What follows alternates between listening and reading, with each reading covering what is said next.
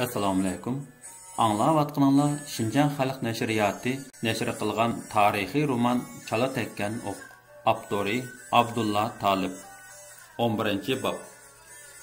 6-yoshlar tonurdek tomozda japa dashtlarni besib, Aqsu jamg'a yetkicha turli tuman qismatlarni boshdan kechirdi.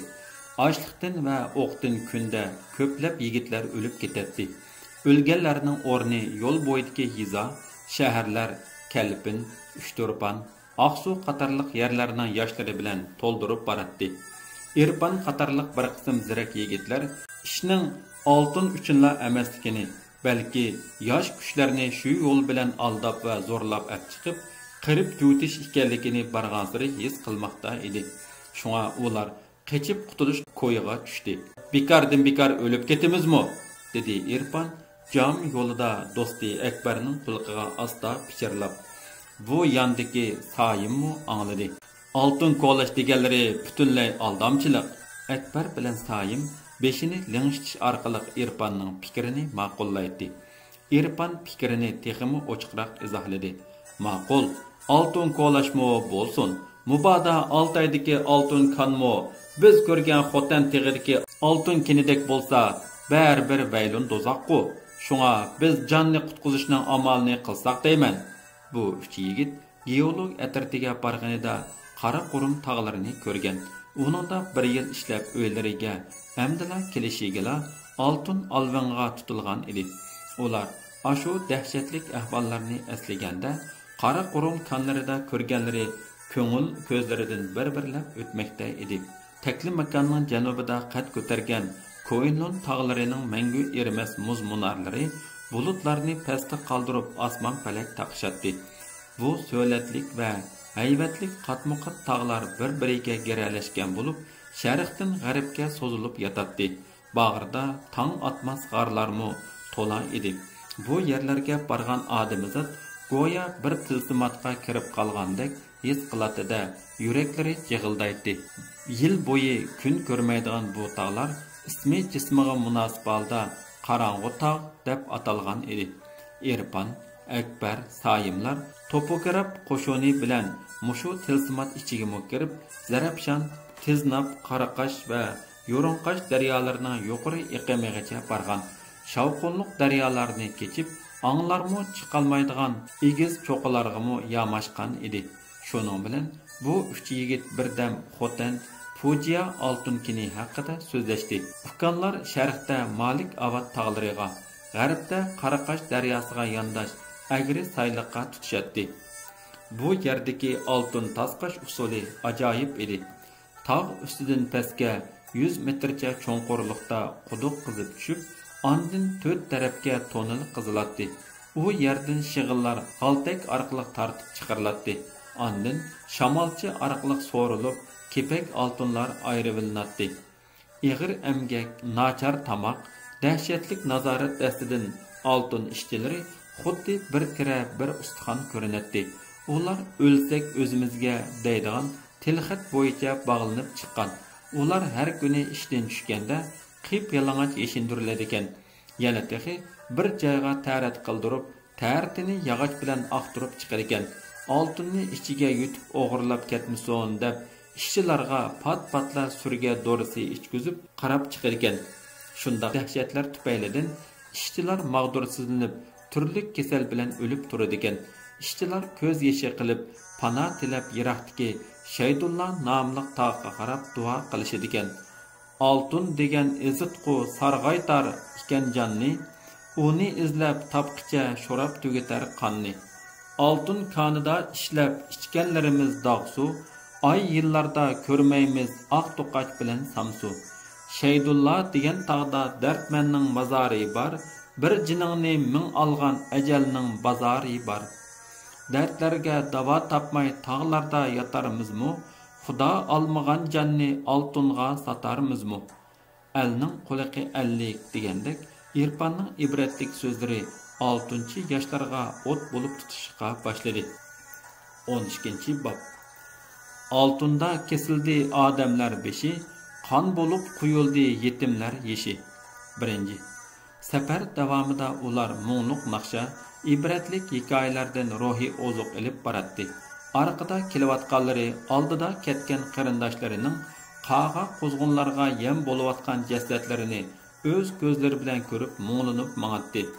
Jon talishib kelayotgan oltinchilar iyolning o'ttirlarida Qizil, Sayramning sharqiy, Kuchar davanining g'arbiy oralig'idagi keng va mashhur o'ychakan o'ymonligiga kelib to'plandi.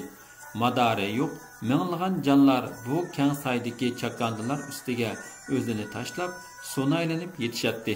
Ular ochliqdan inchiqlaydi, darddan to'lg'inatdi. Kech peshin mezgili edi. Egizdan tushib kelgan Yingjang bilan shungan qo'llarini kayni qilib gedaygan holda ko'pchilikka mushu joyda 2 kun aram elishni uqtirdi. Bu chog'da to'rt tarafga Kuchar davani, Ming'uy, Muzdavan va Qizil Sayram bozori yoqlarga qatma-qat qarovullar qo'yilgan edi. Oddiylar aytganda bu aramga oltinchilar uchun muddatlik bir mahbuslar lageriga aylangan edi. Kech kirib, keng ketgan g'ing sayni tun pardasi o'rab turadi. Oltinchilar osmonni yipinchi, yerni silinchi qilib shig'il toshlar ustida yetishadi. Zumratdek suzuk osmonda sonsiz yulduzlar go'yo osmon lampochkalaridek chaqnaydi. Kunduzda och qolsang, kechida yulduz sana degandek, och zarliqdan uyqusi kelmayotgan ba'zisi o'ng'isiga yetib yulduz sansa, ba'zilari xo'rak tortmoqda edi. Erpan qatorliq bir qancha yigitlar bo'lsa, yer sharoitini bilish uchun atrofga nazar tashlaydi. Shimolda Muzat tog'lari, janubda Ming'uy tog'lari, sharqiy shimol tarafda bo'lsa Kucharning Oqyor va Talamat davonlari bu yerga unchola yiroq emas edi. Irfon bu kecha bu joyni isyon uchun eng muvofiq bildida sirini yenida yotgan Soyimning qulqiga asta pichirildi. Vijdonli o'g'il yo'lidan ozdimi, yurtidan ozmaydi. Jon hulqumga yetib qoldi. Biz aldamchilikning qurboni bo'lib ketyapmiz. Baribir o'lib tugishimiz. Biz bugun kech qochayli. Qandoq deysan? Soyim doduqlab tilini chayindi va tutilib qolsak beshimizga balo kelarmikin? Chidam berib, tishimizni tishlab, urumchiga berib baqsaq dedi. Irfanning ko'ngli lassidi bo'lib, o'g'linga ig'iz ochmasammi bo'ptikan, ishongan tog'da kiyik yotmabdi degan mushkanda deb Soyimga norozi bo'ldi. Shunda qilib Soyim ayvishga kelmadi. Oxirda Irfon o'zing yemisang g'imingni, qog'i cho'qir tiningni, bersang yeyman, o'sang o'laman deb yuraverish erlikka xos emas dedi. Ikkinchi, qorong'u, tun nisbidan oshgan chog'. Atrof go'rdak jimjit edi. Chaqnab turgan yulduzlar orasida saman yo'lini bo'ylagan o'karmu alohida ko'zga chiliqatdi. Payansiz sayda yeyilgan maldek yotganlar ichidan asta o'milab sug'urilib chiqib mengayotgan Irfonga o'xshash azmatlar isyon manziliga qadam qo'ygan edi. Bilmagan yerning o'y cho'nqiri ko'p degandek Ming'uy tog'lari tarafga mangan yigitlar adishib, Kuchar davani tarafdagi qurolliq soqchilarga do'qirishib qoldida nas bosdi. Soqchilar ularni darhol bog'lab, urib yana nurg'un yigitlarning Ming'uy bilan Muzat tarafga qochganligini iqror qildirdi. Bu ahvolni uqqan Yingjang g'azab bilan buyruq berib, "Tez qo'g'la tutib kelinglar. Xap, bir qanchisini bo'g'izlab, adivini berib ibrat qilmoqcha" dedi. Soqchilarning bir bo'ligi 2 cho'ng guruhga bo'linib, shimol va janub tarafga g'azab bilan ot soldi. Ming'uy g'orlari Muzat daryosi kesib o'tadigan ko'z yeshi buloq tog'larining shimoliy qiyoliq ustiga joylashgan. Mushu qiyoliqning janubidan shavqinliq Muzat daryosi o'tadi.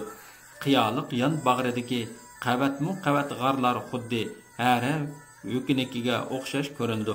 Qiyoliq yamzallarida o'tqashdek qizirib o'sgan yo'lg'un, archa, qizil o'rik, so'gat, sagi terak va kumush yo'pirmoqliq jigda go'yoki ajoyib bir o'rmon dengizini hosil qilib, tabiatning chiroyli manzarasini shakllantirgan edi.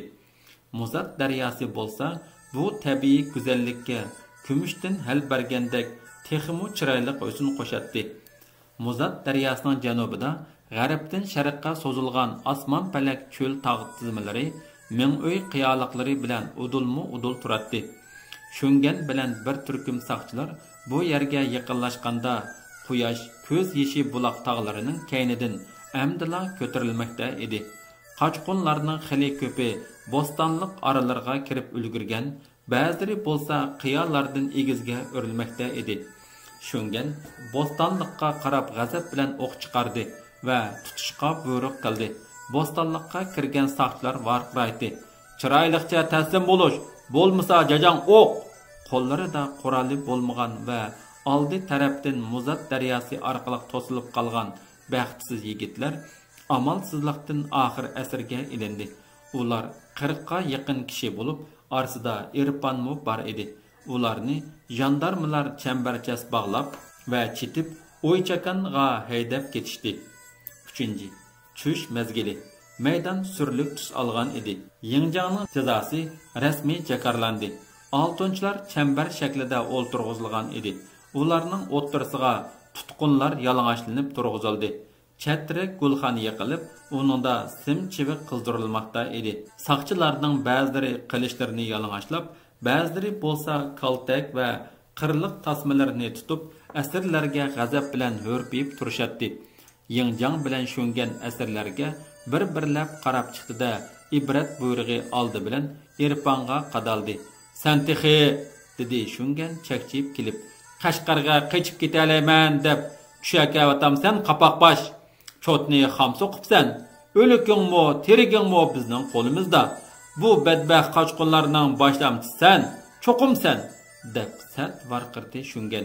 "Biz sana kelishtirib ansilib qo'yayli. Zuvandarning darga tortilgandan keyin andin sening nochliqingni." Saqchilar shu an kelib qip yalang'och Irponni bosdi-da, tikanlik to'qmoq bilan qattiq urishga boshladi. Andin yiliqi o'tda cho'g'langan sim bilan Irponning dumbisiga qi degan ikki harfni yozdi. Bu Qashqarlik qochqon degan qonliq va dog'liq tamg'a edi. Irpon bo'lsa biligini ching tishlab, qonliq minutlarni unsiz o'tkazdi. Qolgan asarlarga rad bo'yicha mushundaq tamg'alash chorasi qo'llanildi. Bu xil qonliq ibratlarni ko'rgan minglab ko'zlardan qonliq yoshlar sal bo'lib oqmoqda edi. Navbatda Ayub ismli navqiron bir yigit kaltak kallasiga tegish bilan tipchaklab keyin tinchib qolgan edi. Bu chog'da qiyir tarafdan parishon holda yetib kelgan bir mo'may bilan qiz to'satdilla topni yerib jazo maydonida paydo bo'ldi-da, qizil qonga milinib yotgan o'g'ilga qarab, "Ah bolam, sana nim bo'ldi?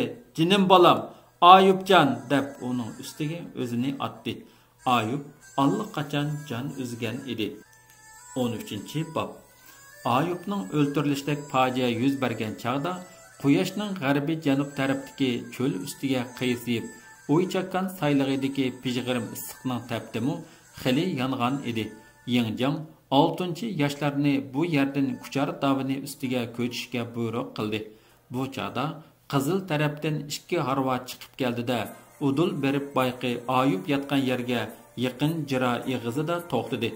Harvalarning birida Urumchi harbiy maktabga o'quvchi elish uchun bayga kelib, ishni tugatib mangan 2 yosh ofitser, yana birisida bo'lsa Urumchi Darul Fununga o'quvchi elish uchun Oqsuga berib qaytgan bir o'qituvchi va yana boshqa 2 yigit bor edi. Oqsudan mangan 2-chi harva eliqi fojiadan qisman xabar tepla yurib ketdi. Birinchi harvadagi ofitserning birsi boy qizilliq bo'lib, Ayubni to'nig'ini uchun uning o'limini bartaraf qilish maqsadida qoldi. "Ana, bu nima vaqa?" dedi ofitser Kenji. Mo'may bo'lsa qimirmi qilmay yotadi. Yana bir ofitser Abdurahmon edi.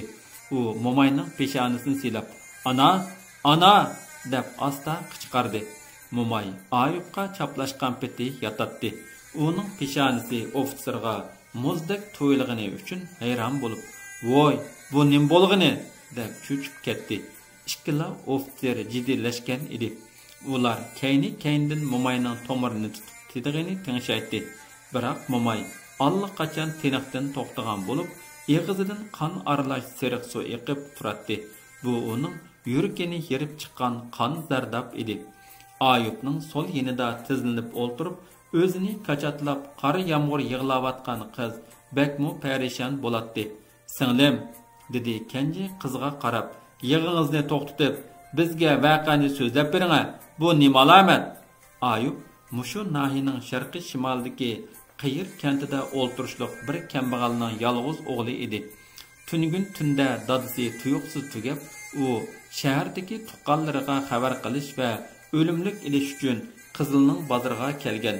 Shunda oltin alvonda o'lganlarning o'rniga odam tutayotganlarga uchrab qolgan. Qizil begi Hamud Chapaq amdila matarini ilib qaytayotgan Ayubni ko'rib qilib, uni chiriklarga tutib bergan. U ulgurib kelmagach, dadasi yerlab bo'lgandan keyin Ayubning apsi ansirab o'g'ilni izlab chiqqan. Qiz bo'lsa Ayubning loyiqi, Momayning tuqqanining qizi edi. Onundan ofitserlar fojia ahvolini uqqandan keyin Urumchiga ketayotgan safarini vaqtincha to'xtatdi. Tomozda jasaddan tashvishlanib darhol Harvaga yo'tkidi. Uni ikki ofitser Qiyirga billa ilib mandi. Kenji bayqi qizga: "Siz eshkingizga minib, keynimizdan yetib bering," dedi. Harva yurib ketdi. Biroq hozir hammadan juda bo'lib, bosh panohsiz qolgan bu qiz zavol tushgan mahallada yo'ldan chetlab chiqib, orqaga burildi-da janub tarafdagi ming uy tomon yo'l soldi. "Menga endi bu dunyo harom," dedi u. "Xo'rliqda tirik yurganimdan o'lganim ming a'lo." Amdila 17 ga qadam qo'ygan bu qizning otasi ayni zamonda Majo'ning qismlari Qizilda qirg'inchilik yurgizganda o'ldirilgan. Bu qonliq dog'larning izi hasratda o'sgan bu qizning qalbidan texi o'chib ketmagan edi. Keyin onasimi qazo topgan. Bu chaqda u o'gay dadasining qo'lidan mushu Momayning tarbiyasiga o'tib, ig'irchiliklar ichida o'sgan edi. Momay uni o'g'li Ayubga chetish tayyorligini qilib, to'yga tutish qilganda, tuyuqsiz tunda otasi, hamda opsi ham Ayubning o'lishi qizga qattiq zarba bo'lib, bu cho'ng bala qazolarning zarbasidan nervisi birdilla kardan chiqqan edi.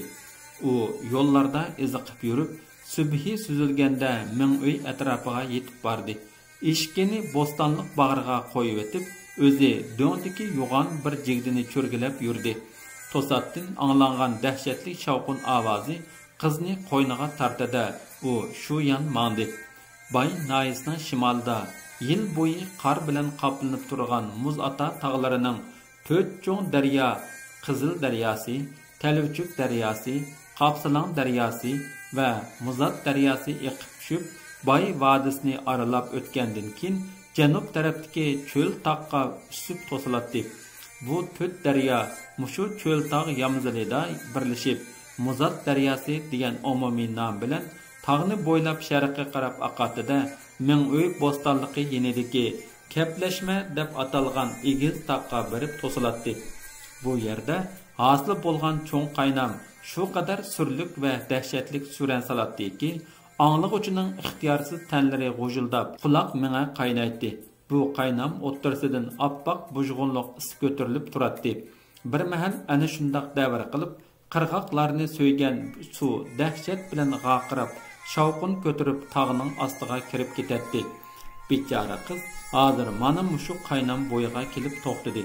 U surlik qaynamga chiroyini suzib, tabassum bilan bir qardida, ondan beshiga artgan yog'liqini ilib suvga atdi.